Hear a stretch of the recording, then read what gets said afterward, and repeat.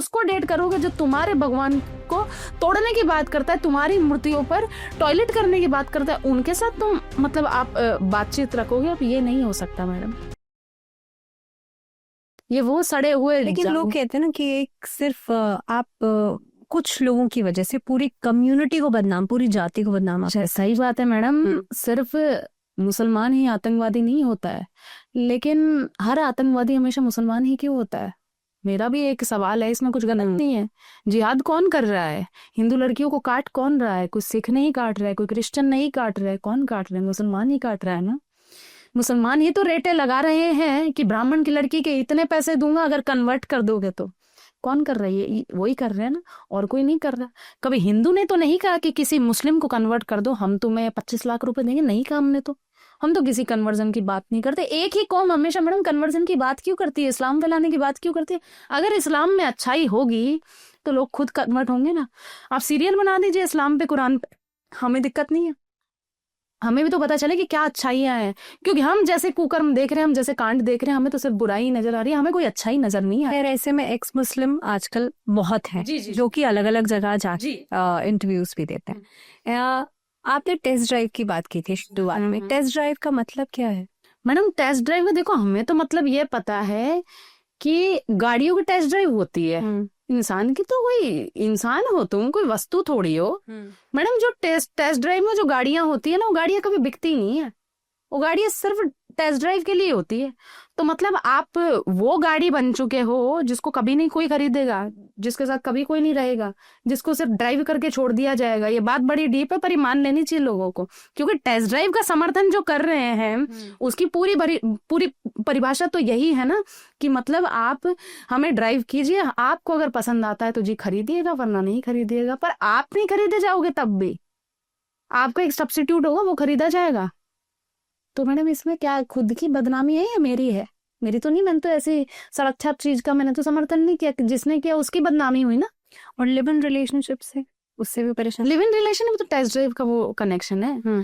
मतलब बोलिए वो है ना, वो कौन से सरफ का ऐड है, वो कहते हैं जी पहले इस्तेमाल करे फिर विश्वास करे, तो वो हो गया ना। लेकिन रिद्धिमा आज के टाइम में, क्योंकि डिवोर्स एक भारत जैसे देश में तो डिवोर्स आज भी एक बड़ा टैबू है, तो लोग सोचते हैं ना कि भाई पहले थोड़ा समय बिता लें साथ में, उसके बाद हम शादी की तरफ बढ़ें, क्योंकि डिवोर्स जो है वो एक समय बिताना चाहिए। मैडम मैं खुद कह रही हूँ समय बिताना चाहिए, लेकिन समय बिताने की एक मर्यादा है। ये शर्ट खोल के समय बिताना नहीं है कि आप पहले किसी की टेस्ट ड्राइव ले लो और फिर यह समय बिताना है।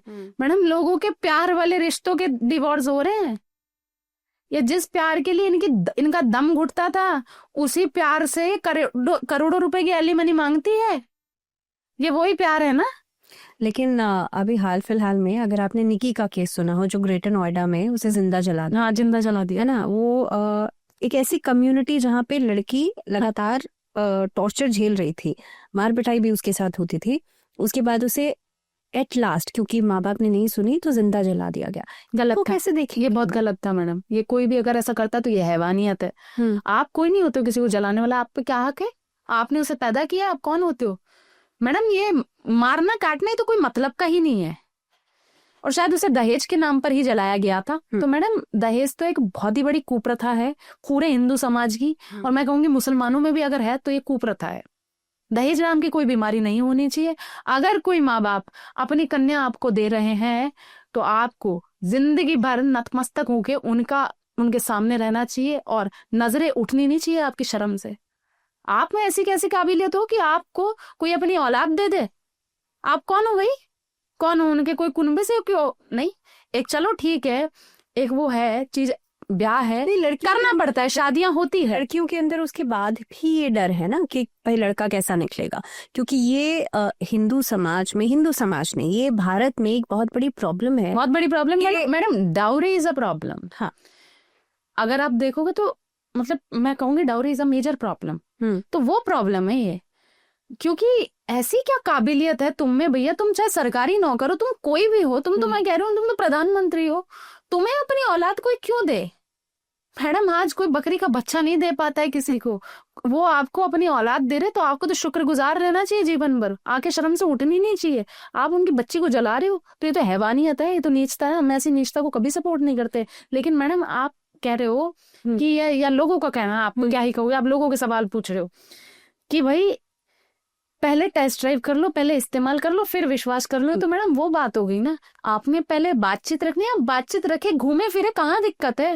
लेकिन एक कमरों में साथ टाइम बिताना मैडम, इसको तो देखो हम सपोर्ट नहीं कर सकते, ये तो नहीं हो सकता सपोर्ट। टेस्ट ड्राइव को हम सपोर्ट नहीं करेंगे और ना ही कभी करना चाहिए, क्योंकि टेस्ट ड्राइव तो देखो एक अलग टाइप की ड्राइव हो, आप भी जानते हो मैं भी जानती हूँ, थोड़ा सा खराब हो जाएगा सीन, तो मैं वो नहीं चाहती बोलना कि भाषा गंदी हो।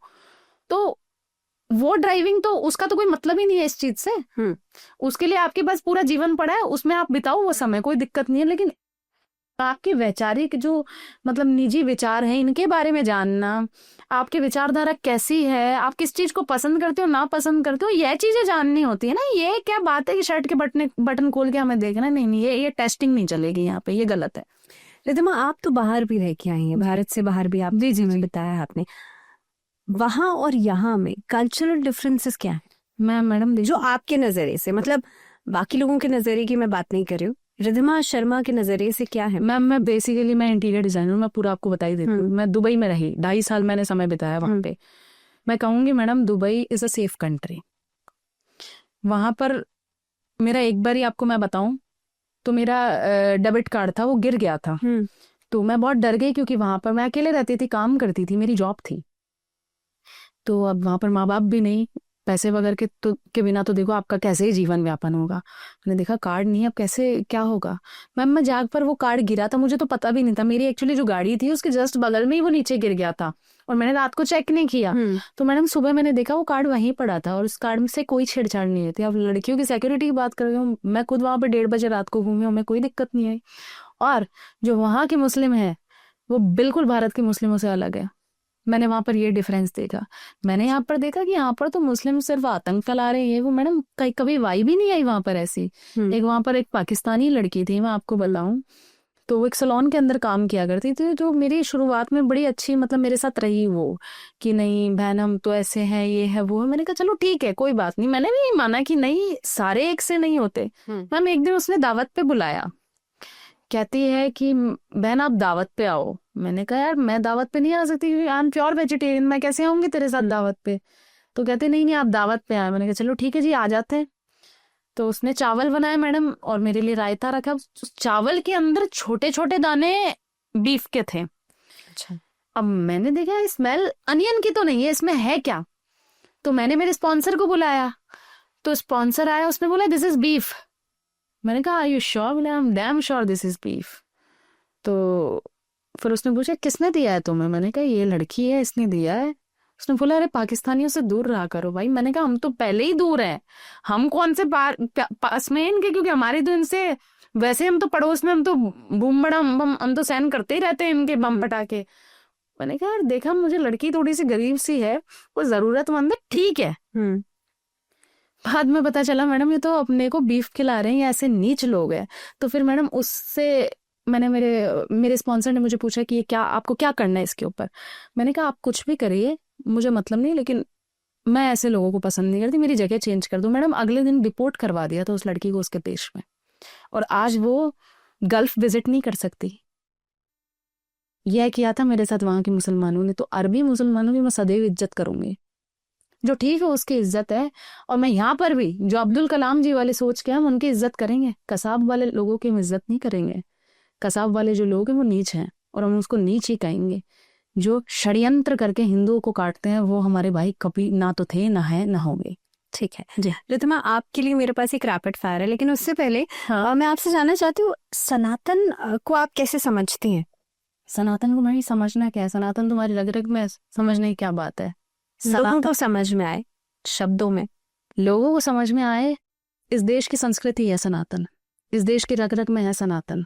सनातन सिर्फ एक वो नहीं है कि एक धर्म की विचारधारा है, नहीं, इस देश की विचारधारा है सनातन।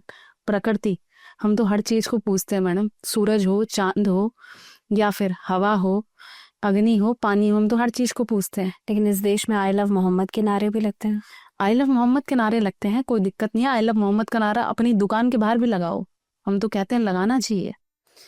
आई लव मोहम्मद है मैडम, चलो आपने उनको अपना खुदा माना है, लेकिन आप अपने झूठे हाथ, गंदे हाथ उन पर कैसे लगा रहे हो? आप उन पे मतलब पैरों पे चल रहे हो, आप उन पे क्यों चल रहे हो? आप उनके ऊपर, आपने तो अपने खुदा की बदनामी कर दी।